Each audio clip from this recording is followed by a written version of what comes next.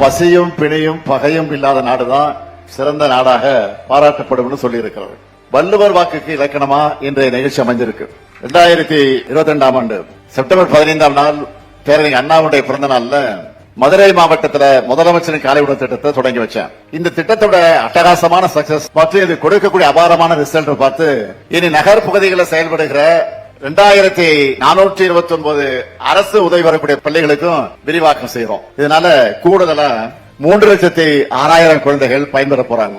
இனி தமிழ்நாட்டில் செயல்படுகிற 37,416 அரசு மற்றும் அரசு உதவி பெறும் தொடக்க பள்ளிகளில் படிக்கக்கூடிய 20,59,000 மாணவர்கள் டெய்லி காலையில சூடா சுவையா சத்தா சாப்பிட்டு கிளாஸ் ரூமுக்குள்ள தெம்பா நுழைய போறாங்க.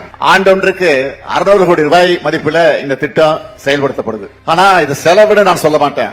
இது ஒரு சூப்பரான சோசியல் இன்வெஸ்ட்மெண்ட். இது எதிர்காலத்துல நினைச்சு பார்க்க முடியாத அளவுக்கு பல மடங்கு லாபத்தை தமிழ் சமுதாயத்துக்கு தரப்போற முதலீடு. இது இன்னும் கொஞ்சம் இருமப்போடு சொல்லணும்னா, இனிமேல் பள்ளிக்கு வரக்கூடிய குழந்தைங்க பசி காரணமா வாடின முகத்தோடும் சோர்வோடும் இருக்க மாட்டாங்க. புன்னகையும் நம்பிக்கையும் ஆர்வமும் சுறுசுறுப்பும் நிரம்பின முகங்களைத்தான் இனி பார்க்க போறோம். மாணவர்களுக்கு நான் சொல்றது ஒன்னே ஒண்ணுதான், நல்லா சாப்பிடுங்க, நல்லா படிங்க, நல்லா விளையாடுங்க, உங்கள் வாழ்க்கை நல்லா இருக்கும். எங்களால் முடிய எல்லாத்தையும் உங்களுக்காக செஞ்சு தருவோம். எங்களுக்கு நீங்க தான் எல்லாம், எப்பவுமே உங்களுக்காகத்தான் நாங்கள் இருக்கிறோம், இருப்போம்.